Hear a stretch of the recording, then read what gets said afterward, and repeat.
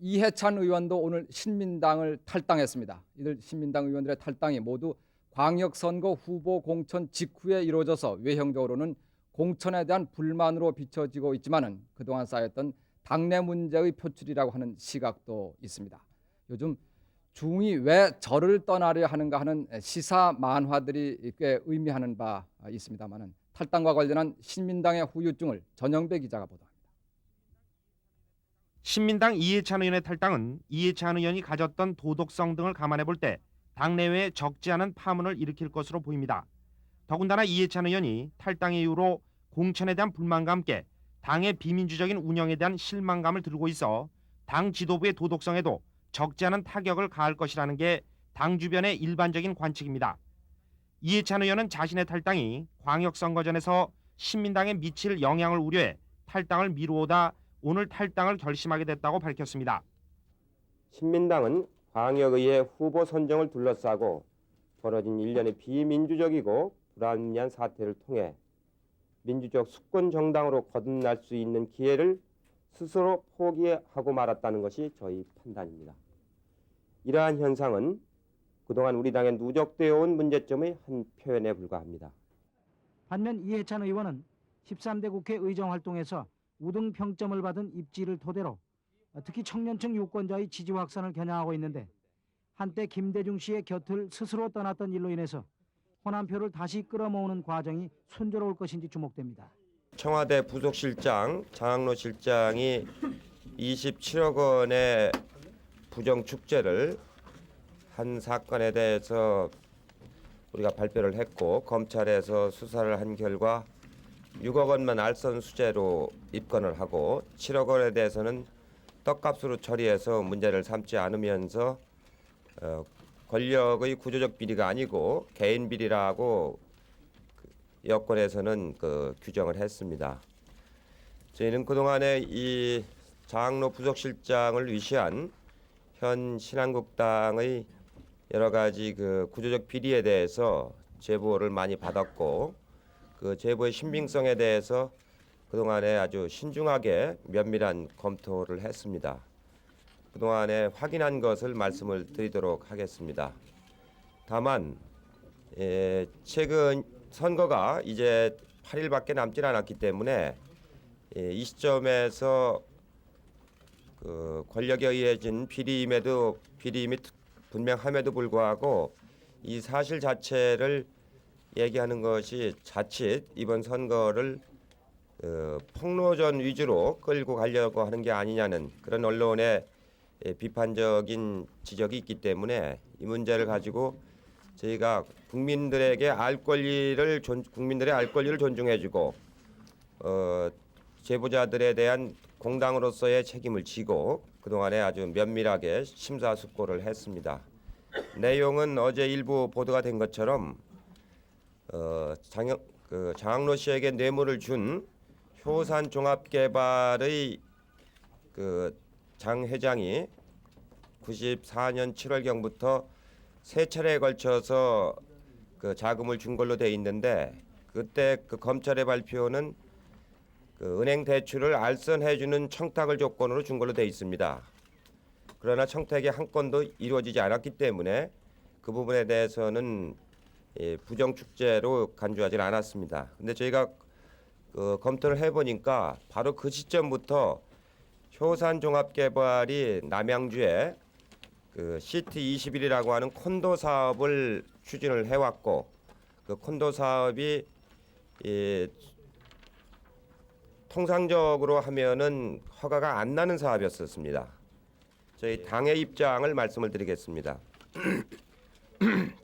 우선 첫째는 검찰은 이 장학로와 효산종합개발의 유착관계에 관해서 국민들이 완전히 납득할 수 있도록 충분한 수사를 통해서 국민들에게 밝히고 부정축제와 관련된 부분에 대해서 검찰이 분명한 기소를 해서 처벌을 해야 한다는 입장입니다.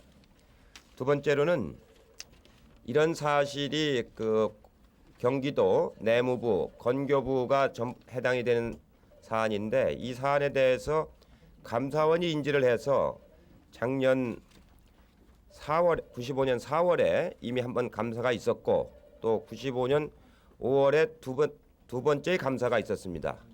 그 감사 과정에 대해서 이 감사원이 그 감사 경위와 감사 내용에 대해서 전면적으로 국민들에게 밝혀야 공개를 해야 합니다.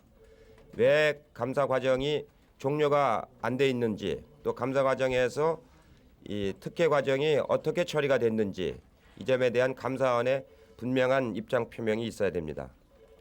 또 하나는 이 문제에 관련된 공문서와 관계된 사람들의 증언을 확보하고 있습니다.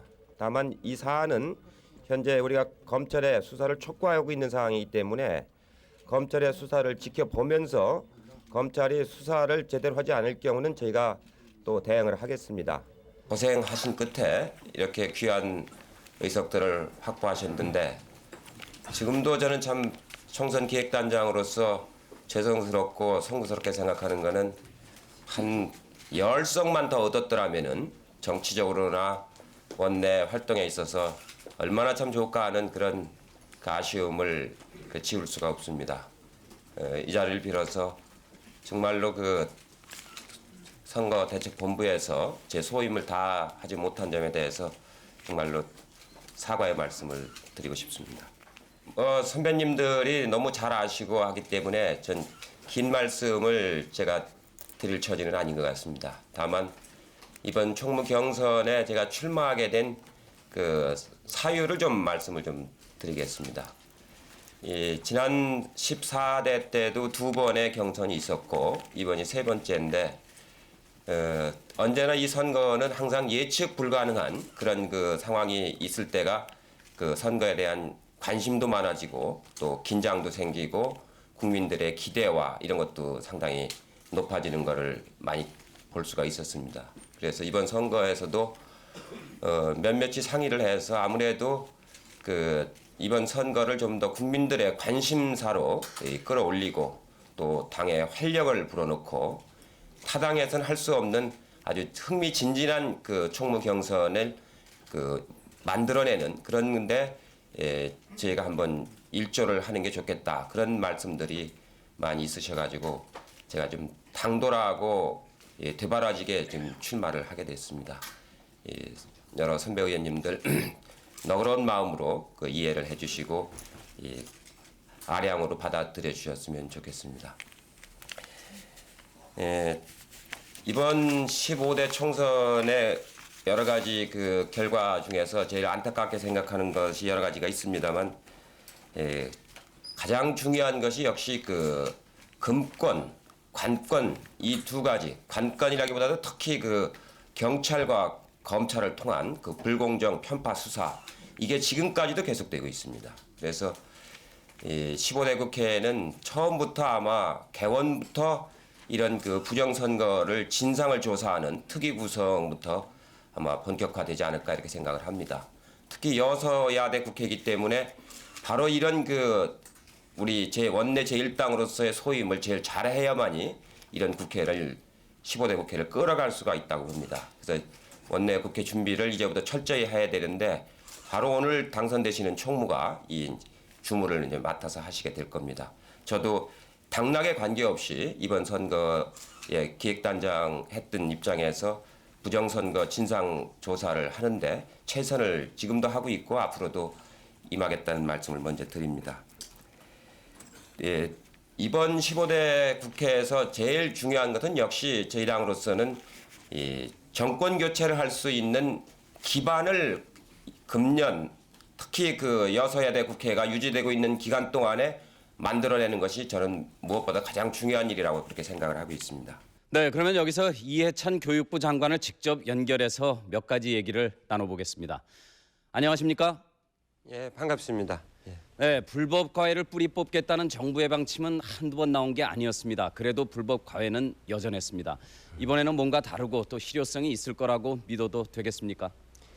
예, 저희가 이번에는 아주 단호한 마음으로 불법 과외가 성행하지 않도록 그 대처하겠습니다. 특히 IMF 그 사태로 인해서 모든 경제가 이렇게 어려워지고 있는데 불법적인 고액과외가 다시 고개를 들고 있기 때문에 이건 국민 정서에도 반하고 국가의 아주 그 기강을 잡는 차원에서 단호하게 임하겠습니다. 그런데 말이죠. 이 불법 과외에 대한 단속이 강화되면 소수 부유층의 고액 과외는 더 은밀하게 계속되고 형 친구가 동생을 봐주는 식의 이런 과외만 단속 대상이 되는 건 아닙니까? 이번에는 그 과외를 안 해도 사실상 그 대학에 들어가는데 큰 문제가 없습니다.